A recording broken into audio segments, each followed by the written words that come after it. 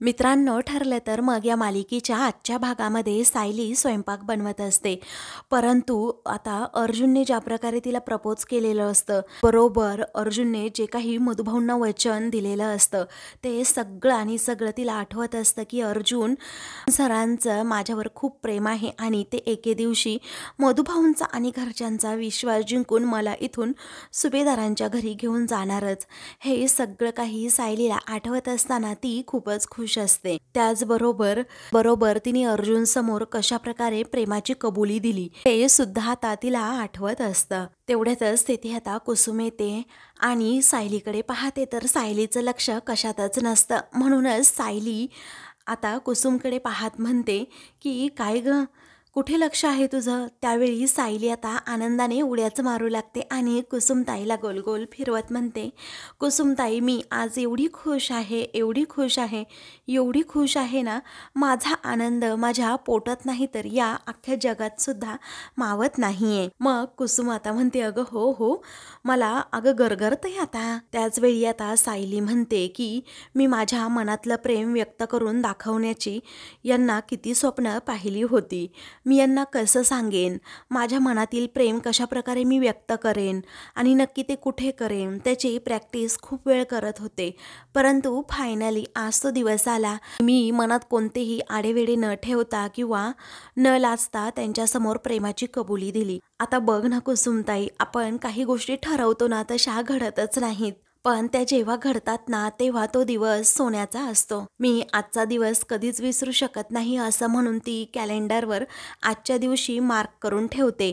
पहिल्यांदाच अर्जुन समोर तिने स्वतःच्या प्रेमाची कबुली दिलेली असते. तर दुसरीकडे अर्जुन आणि चैतन्य दोघेही रूममध्ये येतात. चैतन्यने अर्जुनला पकडलेलं असतं कारण त्याला व्यवस्थित चालता सुद्धा येत नसतं. त्यानंतर आता अर्जुन म्हणतो, अरे हळूहळू.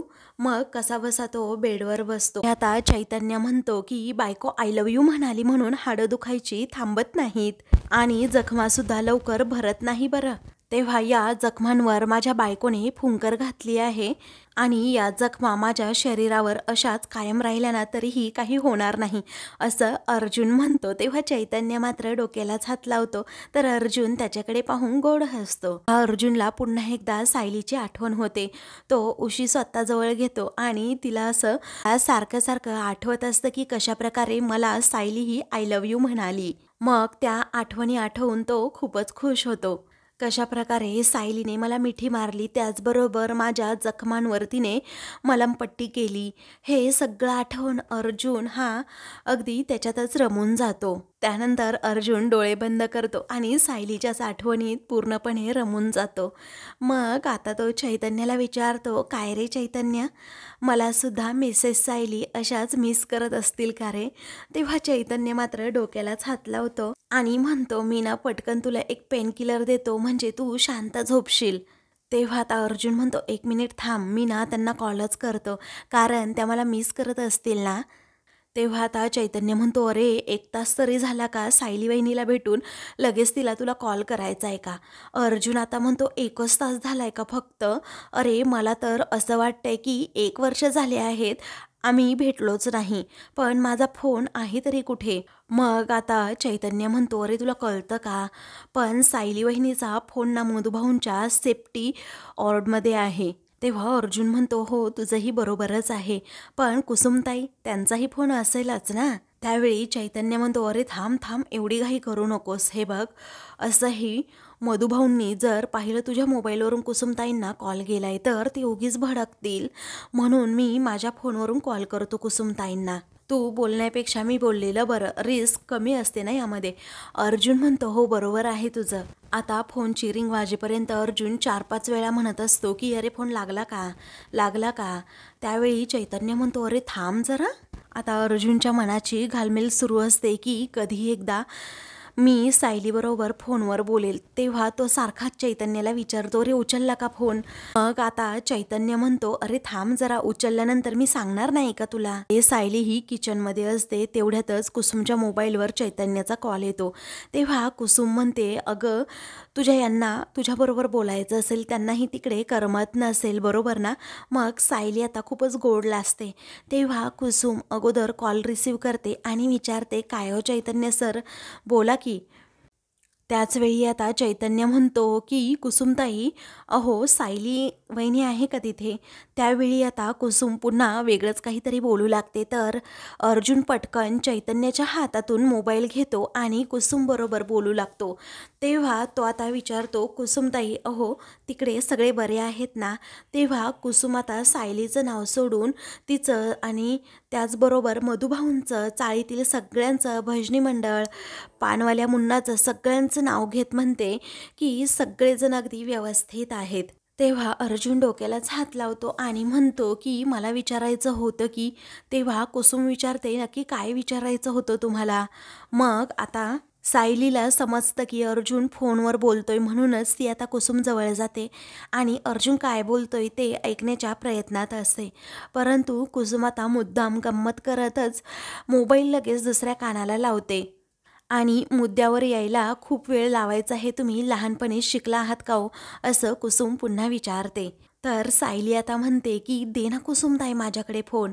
मग पुढे आता याचा अभ्यासक्रम तुमच्या शाळेत होता का? असं आता कुसुम पुन्हा हसतच अर्जुनला विचारते. त्याचवेळी मिसेस सायली कशा आहेत असं अर्जुन विचारतो. तेव्हा बरं बरं, तुमची सायली अगदी ठीक आहे असं आता कुसुम म्हणते. त्याचवेळी आता सायली खूपच लाजते आणि आपला चेहराच लपवते. पुढे आता कुसुम सायलीचं कौतुक करत म्हणते की खरंच तुमची सायली ना वाघीण आहे, वाघीण. अहो असं वाटतं गप्प बसली की कधीही तोंड उघडणार नाही.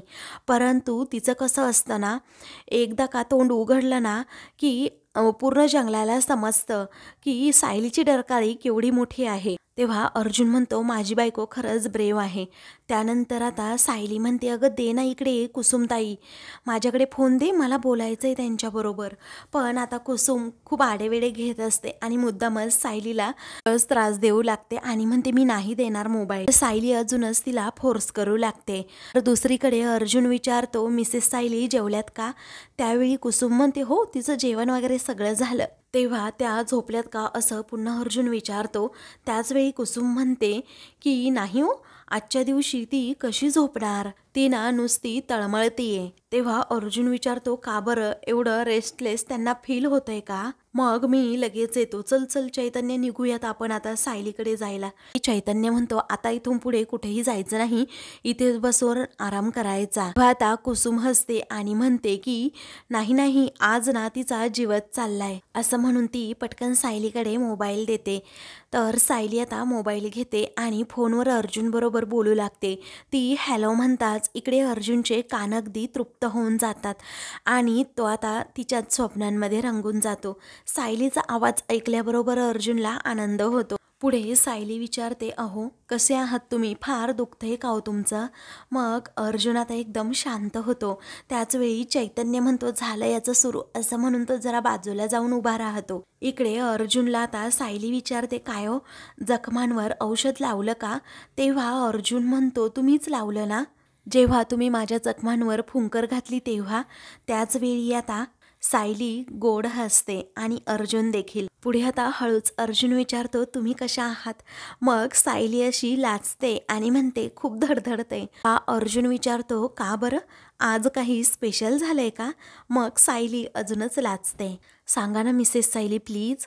मग सायली आता म्हणते अहो कुसुमताई इथेच आहे. त्यावेळी कुसुम मोठ्यानेच म्हणते बाई मी तुझं काही ऐकत नाही हां, माझा तर कानावर हात आहे, असं म्हणून ती कानांवर हात ठेवते. त्याचवेळी अर्जुन आता म्हणतो सांगा ना मिसेस सायली. आता सायली म्हणते मी नाही सांगणार, आता झोपा बरं. त्याचवेळी अर्जुन म्हणतो तुम्ही तिथे असताना मला झोप तरी कशी लागेल? पुढे आता सायली म्हणते मला सुद्धा झोप नाही लागणार, पण मी काय करेल माहितीये, मी चंद्राकडे पाहिल. तेव्हा अर्जुन आता लगेच खिडकीजवळ जाण्याच्या प्रयत्नात असतो. त्याला धड आता उठता सुद्धा येत नाही, तर आता तो उठण्याचा प्रयत्न करतो. मग अर्जुनला चैतन्य विचारतो काय रे कुठे चाललास तू? असं म्हणून तो अर्जुनचा हात पकडतो आणि त्याला कुठे जायचं आहे तिकडे घेऊन जातो. मग तो सुद्धा आता तिथे बेडवर दुसऱ्या बाजूने बसतो आणि चंद्राकडे पाहतच राहतो. सायली सुद्धा चंद्राकडेच इकडे पाहत असते. त्यावेळी आता मी त्या चंद्राला सांगेल की आमचे हे सुद्धा तुझ्याकडेच पाहत आहेत, आपण दोघेही एकाच वेळी एकाच गोष्टीकडे बघतोय. या जाणीवेने मला तुमच्या खूप जवळ असल्यासारखं वाटतंय. त्यानंतर ते दोघेही अशाच रोमॅन्टिक गप्पा मारू लागतात. मग आता अर्जुन सायली गप्पांमध्ये रमलेले असताना तेवढ्यातच आता दरवाजाचा आवाज येतो. मग आता कुसुमला समजतं की मधुभाऊ आले आहेत. आता मधुभाऊ येताच कुसुम दरवाजाकडे पटकन धाव घेते आणि म्हणते, सायली अगं डॉक्टरांना सांग की खोकल्याचं औषध द्यायला. रात्रभर मधुभाऊ खोकत असतात. त्याचवेळी मधुभाऊ कुसुमकडे पाहतच राहतात. मग सायलीला समजतं मधुभाऊसुद्धा आलेत. इकडे अर्जुन आता विचारात पडतो, कुसुमताई अशी मध्येच का बोलायला लागली. दुसरीकडे आता सायली एकदम शांत होते, अर्जुन बरोबर बोलायचीच थांबते. त्याचवेळी मात्र आता कुसुम म्हणते, मी उद्या मधुभाऊंना डॉक्टरांकडे घेऊन जाईल. डॉक्टरांना सांग उद्या मी येतो म्हणून. मग सायली फोनवर तसंच बोलते की उद्या कुसुमताई मधुभाऊंना घेऊन येईल तुमच्याकडे. तेव्हा अर्जुन म्हणतो, डॉक्टर म्हणजे हां समजलं, मधुभाऊ आलेत वाटतं. तेव्हा सायली म्हणते, हो हो. तेव्हा अर्जुन आता गुड नाईट आणि आय लव्ह यू असं सायलीला म्हणतो. सायली खूपच गोड लाजते आणि म्हणते की हो डॉक्टर, मलाही सेम असंच म्हणायचं होतं. मग अर्जुन इकडे हसतो आणि मग फोन ठेवतो. त्याचवेळी इकडे मधुभाऊ मात्र आता रागातच विचारतात, कुठल्या डॉक्टरांना कॉल केला होता. मग आता सायली जरा घाबरते. तेव्हा कुसुम म्हणते की अहो त्या दिवशी नाही का ते डॉक्टर प्रधान आले होते, त्यांनाच कॉल केला होता. तुम्ही खोकताय ना जास्त, त्यामुळे उद्या जाऊयात आपण डॉक्टरांकडे. तेव्हा मला कोणती औषध नको आहे, कुणाचं औषधसुद्धा नको आहे, मी येणारसुद्धा नाही डॉक्टरांकडे असं रागातच मधुभाऊ म्हणतात. मग प्रधान डॉक्टर खरंच खूप चांगले असल्याचं कुसुम पुन्हा म्हणते. मधुभाऊ मी येणारच नाही असा हट्टच करतात. त्यानंतर कुसुम आता लगेच सायलीकडे जाते आणि म्हणते, काहीही म्हणा ते डॉक्टर ना खरंच खूप चांगले आहेत हां. मग सायली आता गोड लाजते आणि हो असं म्हणते, कारण त्या डॉक्टरांबद्दल नाही तर अर्जुनबद्दल बोलत असतात. इकडे अर्जुन हा फोनचाच किस घेतो आणि फोन ठेवतो. त्याच वेळी आता चैतन्य हसतो आणि विचारतो, काय रे फोन ठेवला का. मग अर्जुन म्हणतो, हो ठेवला. मग चैतन्य म्हणतो, मला तर वाटलं तुमचं बोलणं आहे ना रात्रभर चालेल म्हणून, आता मी निघणार होतो. त्याचवेळी अर्जुन म्हणतो, नाही रे मधुभाऊ आले ना. त्याचवेळी आता हात दे बरं असं म्हणून आता अर्जुनला हात देतो. तर तेवढ्यातच तिथे आता प्रिया येते आणि म्हणते की तू गेला ना चैतन्य तरीही चालेल, कारण मी आता इथे आले आहे त्याच्याजवळ. बघ ना अर्जुन, मी तुझ्यासाठी हळदीचं दूध घेऊन आले आहे, एवढं दूध घे ना तू, तुला बरं वाटेल. मग आता अर्जुन म्हणतो, मला नको आहे दूध. तेव्हा ती पार त्याच्या तोंडाजवळच तो ग्लास घेऊन जाते आणि म्हणते, पी, तुला एकदा सांगितलंय ना अर्जुन. हट्ट करत असते. त्यावेळी आता अर्जुन लगेच तिचा हात बाजूला घेत म्हणतो, मला दूध नको आहे, तुला किती वेळा सांगू. आता प्रियाचा तिथे घोर अपमान अर्जुन पुन्हा एकदा करतो. त्यानंतर तो आता प्रियाला म्हणतोय, हे बघ तन्वी, माझा मूड ना आज खूप छान आहे, त्यामुळे माझा मूड ना तर तू अजिबात स्पॉईल करू नकोस. तेव्हा तन्वी आता हसतच म्हणते, उलट मी तुझा मूड चांगला करण्यासाठी तर इथे आले आहे. पुढे आता अर्जुन रागातच तिच्याकडे पाहतो. तेव्हा प्रिया म्हणते की बरं मी इथे टेबलवर ठेवते, तू नंतर पिऊन घेशील नाही दूध. तेव्हा अर्जुन अजूनच रागातच म्हणतो, मी पेईल नाही तर नाही पिणार, तुला काय घेणं देणं आहे त्याच्याशी. प्रिया आता हसतच त्याच्याकडे पाहते आणि म्हणते की असं काय करतोस रे अर्जुन, आता जे काही करायचंय ते मला तर करायचंय, म्हणजे तुझी काळजी नको का आता घ्यायला. तेव्हा अर्जुनला काही समजत नाही हिच्या बोलण्याचा रोख नक्की काय आहे. तेव्हा तो आता चैतन्यकडे पाहतच राहतो. पुढे प्रिया म्हणते, तुला काय हवं नको ते मलाच बघायला हवं ना. अर्जुन रागातच विचारतो, म्हणजे. तेव्हा आता अर्जुन मात्र टेन्शनमध्ये येतो. तेव्हा चैतन्य म्हणतो, बरं तू जा आता, अर्जुनला आराम करायचा आहे. मग रागातच प्रिया म्हणते, हे तू सांगायची अजिबात गरज नाही समजलं, कारण मी जातेच आहे. तेव्हा चैतन्य म्हणतो, निघ मग.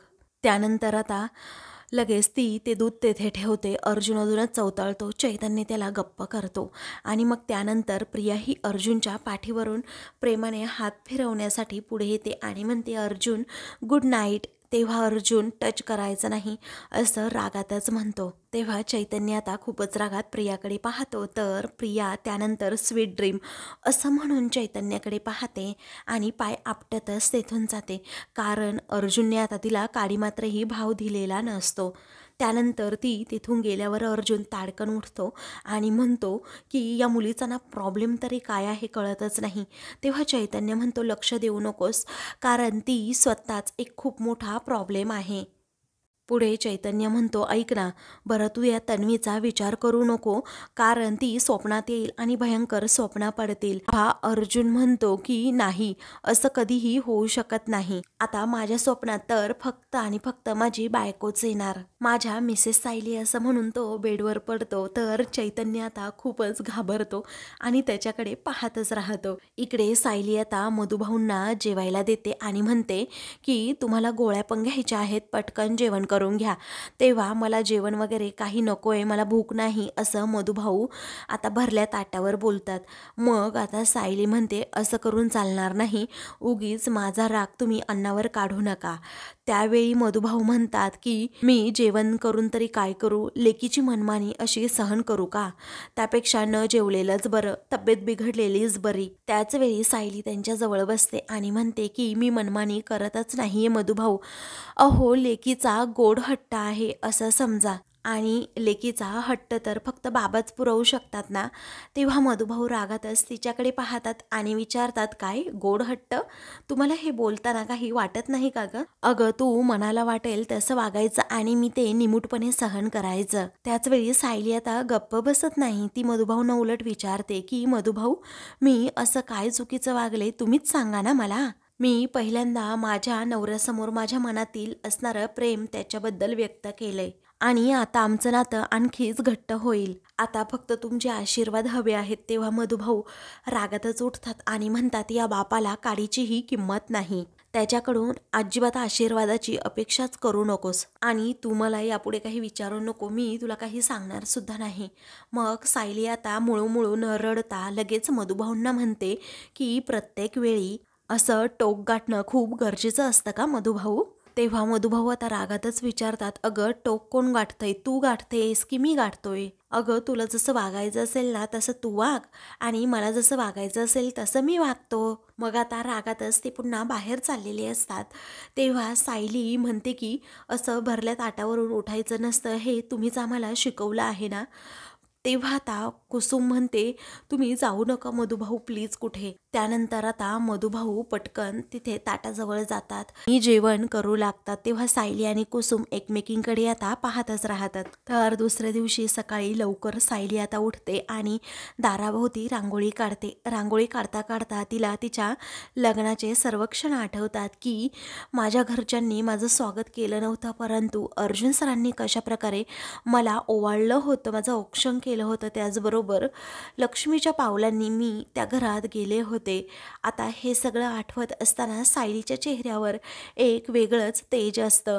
म्हणूनच ती आता म्हणते की देवी आई, माझा पूर्णपणे विश्वास आहे की तू मला माझ्या माणसांमध्ये पुन्हा घेऊन जाशील, कारण आता खूप दिवस झाले ग, असं काहीतरी घडवून आण. मी माझ्या माणसांना भेटले नाहीये, त्यांची आणि माझी भेट घडवून आण आता. त्याच वेळी आता सायली त्या मंगळसूत्राकडे पाहतच राहते आणि तिच्याच आठवणीत रमून जाते. दुसरीकडे प्रिया आता अर्जुनची वाट पाहत असते आणि म्हणते, जेव्हा अर्जुनला समजेल ना आमच्या लग्नाबद्दल, तेव्हाच खरं तर त्याला शॉक बसेल. आता मला माहीत आहे तो सहज या लग्नासाठी कधीच तयार होणार नाही, पण घरचे सर्वजण त्याच्या डोक्यावर बसतील याची पूर्णपणे मी खात्री सुद्धा करून घेतली आहे. त्याच वेळी अस्मिता आता म्हणते, मम्मा अगं तुला दिसतंय का, या माणसाचं लक्ष फक्त होणारा नवरा कधी खाली येतोय याकडेच आहे. तेव्हा सर्वजण प्रियावर हसतात. तर प्रिया आता खूपच गोड लाजते. तेवढ्यातच चैतन्य अर्जुनला घेऊन तेथे येतो. तेव्हा गुड मॉर्निंग एव्हरीवन असं तो सर्वांना म्हणतो. त्याचवेळी सर्वजण त्याला अगदी आज आनंदाने गुड मॉर्निंग असं म्हणतात. तेव्हा कल्पना विचारते, काय रे चैतन्य, सगळं काही ठीक आहे ना? मग एकदम फर्स्ट क्लास असं आता चैतन्य म्हणतो. मग आता प्रताप विचारतो, काय रे अर्जुन, तू खूपच फ्रेश दिसतोस. हसतच अर्जुन म्हणतो, यस डॅडा, मी फ्रेशच दिसणार इथून. तर आता पूर्णाजी विचारतात, अर्जुन आता कुठे दुखत खूपच नाही येणार रे बाळा? मग आता तो म्हणतो, नाही अजिबात नाही दुखत, आय एम कम्प्लिटली फाईन असं म्हणून तो सर्वांना आता सांगतो, मी एकदम बरा आहे, काळजी करण्याचं कारण नाही. पुढे आता तो म्हणतो, आज मला जेवढं हॅप्पी वाटतंय ना, तेवढं गेले कित्येक दिवसापासून वाटतच नव्हतं. सर्वांना असं वाटत असतं की अर्जुनचा असं हॅप्पी होण्याचं कारण वेगळंच काहीतरी आहे, परंतु अर्जुनच्या मनात फक्त एकच गोष्ट असते, ती म्हणजे त्याच्या मिसेस सायलींचं प्रेम. आणि त्यामुळेच तो सायलीने प्रेमाची कबुली दिल्यामुळे आता खूप खुश असतो. तेव्हा अर्जुनचा मूड आज खूपच फ्रेश आहे आणि ठीक आहे हे पाहून घरातील सर्वजण एकमेकांना इशारा करतात. त्यानंतर आता अर्जुन आज एकदम व्यवस्थित आहे, तर आता त्याच्याशी कोण बोलणार असं अस्मिता विचारते. तेव्हा प्रताप म्हणतो, अर्जुन तुझ्याबरोबर एक गोष्ट शेअर करायची म्हणजे बोलायचंय. तेव्हा अर्जुन आता हसतच विचारतो, काय झालं डॅड, बोला ना. मग आता पूर्णा जिया म्हणतात, अर्जुन गेले काही दिवस आपल्या घरात जे काही घडतंय ना, ते आता आपण मागे टाकायला हवं, कारण तुझं भलंबुरं तुला कळत नाही हे तर पूर्णपणे उघड आहे, पण आम्हाला ते पूर्णपणे कळतंय आणि म्हणूनच आम्ही सर्वांनी मिळून एक निर्णय घेतलाय. तेव्हा कसला निर्णय असं अर्जुन विचारतो.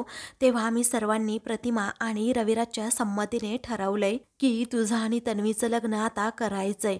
असं म्हटल्याबरोबरच अर्जुनला खूप मोठा धक्का बसतो आणि तो चैतन्याकडे पाहतच राहतो. तर चैतन्यालाही मोठा शॉकच बसतो. तर प्रिया आता खूपच खुश होते, कारण आता अर्जुनची काय रिॲक्शन असेल हे तिला पाहायचं असतं. तेव्हा घरातील बाकी सर्वजण आता खूपच खुश असतात. त्यानंतर आता अर्जुन रागातच उठतो आणि म्हणतो, हॉट, हा काय जोक चाललाय का इथे? आणि मला खात्री आहे पूर्णपणे हा स्टुपिड विचार ना फक्त आणि फक्त तिच्याच डोक्यातून आला असेल. आता प्रियाला खूप राग येतो, कारण आता अर्जुनने स्पष्टपणे तिच्या तोंडावर आणि घरच्यांसमोरच नकार दिलेला असतो. तेव्हा प्रिया म्हणते, नाही रे अर्जुन, मी असं काहीही कोणाला बोलले नाही. आपल्या घरातील वडीलधाऱ्या माणसांनी आपल्या चांगल्यासाठी हे सगळं काही ठरवलंय. तेव्हा अर्जुन रागातच म्हणतो, आपल्या चांगल्यासाठी माय फूट, असं म्हणून तो आता खूपच भडकतो. तेव्हा प्रताप आता रागातच म्हणतो, अर्जुन अजिबात तू आवाज वाढवू नकोस. तेव्हा चैतन्य आणि अर्जुन एकमेकांकडे पाहतच राहतात. मग आता अर्जुन रागातच म्हणतो, मग काय करू डॅड मी आता? हो, तुम्ही तुमच्या लग्न झालेल्या मुलाचं परत लग्न लावायला निघालात आणि मी गप्प बसायचं, असं म्हणून अर्जुन आता खूपच चिडलेला असतो. त्याला ही कल्पनासुद्धा करवत नसते. तेव्हा घरातील प्रत्येकजण अर्जुनकडे पाहतच राहतो, कारण अर्जुनचा या गोष्टीसाठी पूर्णपणे विरोध आहे हे त्यांना समजतं. त्यानंतर रागातच अर्जुन म्हणतो, जरीही माझं लग्न झालेलं नसलं ना, तरीही मी या मुलीशी लग्न कधीही केलं नसतं, असं म्हणून तो प्रियाकडे खूप रागात पाहतो आणि नेहमीच त्याचा तिरस्कार करत असतो. तेही विमलला आता आनंद होतो, कारण अर्जुन त्याच्या मतावर ठाम असतो आणि ती रागातच आता प्रियाकडे पाहत असते. तर आता मित्रांनो, पुढील भागामध्ये सायली आता आरशासमोर उभी राहते आणि म्हणते, माझ्या अर्जुन सरांच्या नावाचं मंगळसूत्र मला पुन्हा गळ्यात घालता येईल की नाही अशी खूप भीती वाटत होती, परंतु कुसुमताई, आमच्या दोघांचं एकमेकांवर एवढं प्रेम आहे ना की आम्हाला कुणीही असं वेगळं करू शकतच नाही, कारण ही गाठ आता 7 जन्मासाठी बांधलेली आहे. तर दुसरीकडे आता रागातच पूर्णाजी विचारतात, मी तुला शेवटचं विचारते, तू तन्वीशी लग्न करणार आहे की नाही? अर्जुन शेवटचंच सांगतो की नाही, मी तिच्याबरोबर लग्न कधीही करणार नाही. तो आता निघालेला असतो. तेवढ्यातच पूर्णाजींच्या छातीत जोराची कळ येते. तेव्हा आता त्या खाली कोसळतात. तेव्हा घरातील सर्वजण घाबरतात. अशाच मालिकेंचे पुढील भाग पाहण्यासाठी चॅनलला सबस्क्राईब करा.